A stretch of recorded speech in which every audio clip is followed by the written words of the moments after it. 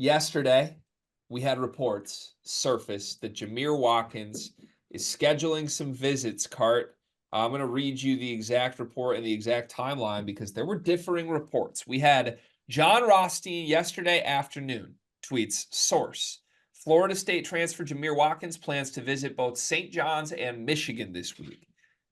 Then exactly 26 minutes later, Adam Zagoria, Zags, best frisbee thrower this side of the Mississippi, tweets out there is no visit set for Florida State transfer Jamir Watkins to St. John's basketball at this point, per sources. Everybody knows that St. John's and Michigan are involved. There are other schools involved. Florida State is still on his list. Oregon is still on his list, amongst others. But if the rumors are to be believed, for the last week, people have kind of known or kind of felt this is a Michigan versus St. John's battle for Jamir Watkins, unless one of them messes this up. And it didn't surprise me when I saw the Rothstein tweet that visits were scheduled to both. I'm like, okay, head to head, Rick Pitino, Dusty May, here we go.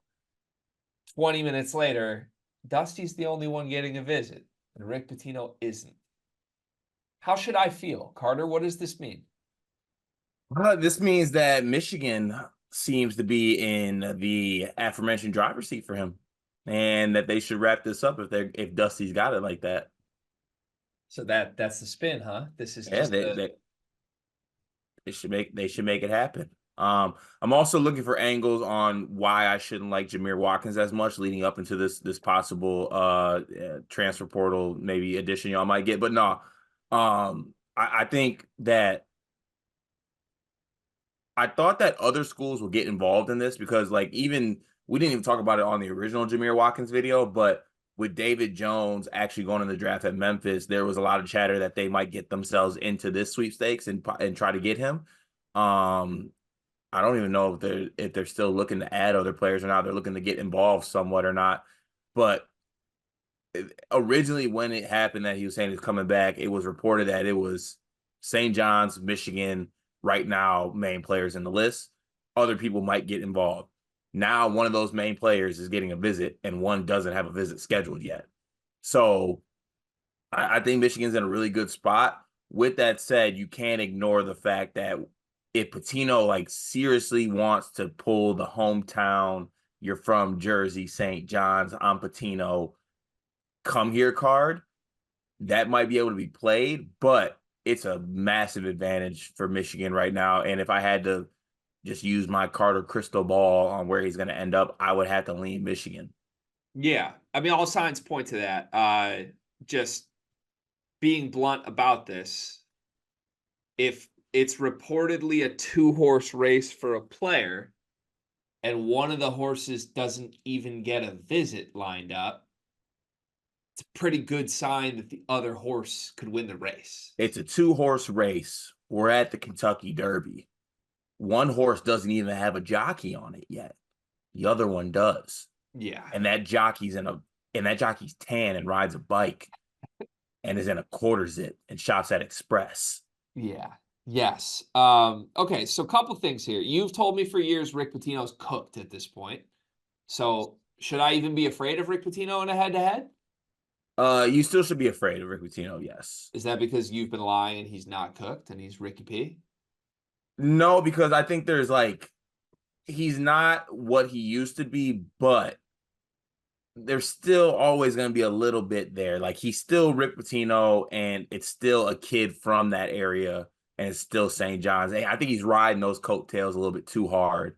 That's really that's all he's got left. You know what I'm saying? It was like when 41-year-old Dirk was playing with young Luka and he was just spamming that mid-range jumper. It was like, yeah, this is great. But he ain't got the other stuff in the bag still. First off, Dirk did not play with Luka, did he? Yes, he did. There was a season of Dirk and Luka? Yeah. I call bullshit on that. I swear to God. No, there was a Twitter thread the other day, and it was like, have y'all ever thought about the weirdest player combinations whatsoever? And it was Shai Gilgeous playing with some older player. It was wild. 18-19. Yeah, I think rookie year Luka played with 41-year-old Dirk for one season. Rookie year Luka with 40-year-old Dirk with Trey Burke on this team and Tim Hardaway Jr. What a group that was. Man. Yeah, okay. Yeah, I hear you. I'll say this. It's clear to me that Michigan leads. That doesn't mean it's a done deal. But Michigan has an awesome chance to win this recruitment. Dusty May needs to close. Like that's the ball is in Dusty's hands with 10 minutes left in a 1-point game. Go make the shot. Go win the game, Dusty. Like this is what is happening here. He put the work in. He identified Jamir Watkins. Again, we said this on the show for a while. I was told Jamir was one of his two plans for the final scholarship spot. He fundraised. He got money to make a big offer, and he's prioritized Jamir Watkins. That was one of the two names I was told a month ago. So to be in the driver's seat for this recruitment with a chance to get him for his only scheduled visit right now is a massive opportunity.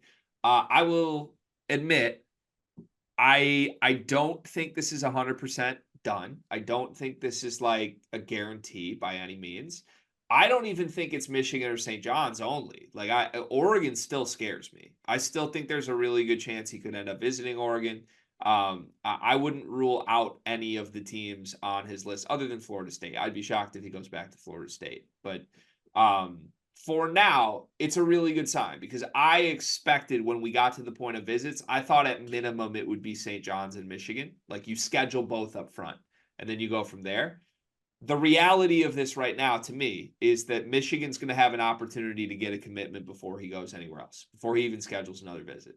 And I think, based on what I've heard, based on people I've talked to, based on what's publicly available here, I believe that if Michigan does the job well, Jamir Watkins will commit to Michigan on his visit. Like I believe that's the plan. I believe Jamir is going to Michigan with the intent to like, if I like this, I'm committing. And if something surfaces on the visit, like who knows? Maybe he meets Roddy Gale and is just like, I don't like that dude. Maybe like he gets in the practice facility and he's like, I don't want to play with two centers. Like this is gross. Maybe it's like, oh, Trey Donaldson actually stinks. Okay, now I'm gonna go call Rick Pitino, and that's a great backup plan for me. But if Dusty's the closer I think he is, if he has the cutthroat gene, then this should be wraps. This should be wraps. Jamir Watkins should get to Ann Arbor. Dusty May should roll out the maize and blue carpet, tell him you're the best player on the team, you'll be the number one option, and we have an NCAA tournament ready team if you show up. Like that's the pitch here. If Jamir Watkins shows up, I think we're a top 20, 25 team in the country immediately. We're not that without you. Ball in your hands. Do you want this? Hopefully he does. Is it a loss? Like, is this because we talked, well, not we, like, but everyone talks about, at least in our discourse, like, is this guy a loss or did we just like not get him? Where would this fall in that category? Like on the par with, because with Aiden Mahaney, it was like, yeah, you hired the assistant coach, but he didn't have the grades to even step on campus. John L, it just I think was maybe school too, or combination of whatever draft, whatever was going on with his camp. What would this constitute as if you don't get him? Just a miss? The biggest loss, biggest miss Dusty suffered since he's been Michigan's head coach. Yeah. Okay. Without question. Because again, from what I have heard, I don't know that they have many backup plans. Like I think this could be Jamir Watkins or bust for Michigan at this point. And again, Michigan has a lot of money for one spot. I don't think they're really recruiting other things. I think it's like we are all in on Jamir Watkins, and that works. If you get your guy, you go all in on. Great. You will only remember the guys you get, not the guys you targeted. But I do think like if for some reason Jamir ends up at St. John's, I wouldn't be surprised at all if Michigan leaves the final scholarship open. And we've said it. There's a gaping hole, in my opinion, for an impact perimeter player. And Jamir Watkins would certainly qualify for that if he ends up in Michigan. So you got to feel better, though. Like Michigan fans should feel better than they did 3 days ago on their chances to win this recruitment, given the news that he's coming to Ann Arbor. Yes or no? Does Jamir Watkins commit to Michigan? Yes. Does he commit to Michigan without visiting anywhere else? Yes. Is it because Dusty May is actually a stone cold killer? Because that broadly, Cart, other than Mahaney and John L., and we would say Elijah Martin, who he didn't recruit at all in this cycle. He did recruit John L, and then for various reasons went other directions. I would call that a miss. And then Aiden Mahaney, from what I was told, there was like an initial phone call, and then it was like, this will never work because of academics. So you can call that a miss if you want. I think it's a miss. You couldn't find a way for Mahaney, but I think the reality was there wasn't much. Outside of that, I don't think there's been a ton Dusty's missed on. Like they got Danny Wolf early after prioritizing him. He didn't even visit North Carolina. They got Vlad. North Carolina pulled out, right? North Carolina pulled out from every player, we've been told. Vlad, but like that's sort of the thing, right? Like he wrapped up good players like Roddy Gale and Danny Wolf without letting them even go other places. Yeah. That seems big. Yeah, I would, if he gets Jamir, then yeah, I would be like, yeah, Dusty's a killer. Okay. Yeah. The other guys, I'm, and there probably is a little bit of bias in this, you might say, but like, I don't think that he. I mean, I would have to go back and see like what other schools were in on those other guys. Like, didn't Dusty just kind of? I mean, you give him credit for wrapping it up and not making it a thing. Like, you definitely give him credit for that. But this one would be like he beat St. John's, like he beat the homeschool team. He beat Rick Pitino. He beat Bags. Yeah, here would just be my things. Roddy Gale went to Creighton, and he went to Michigan, and then he committed to Michigan a day later. Danny Wolf was Michigan versus UNC, and he never visited UNC. I don't think Vlad ever seriously considered anyone.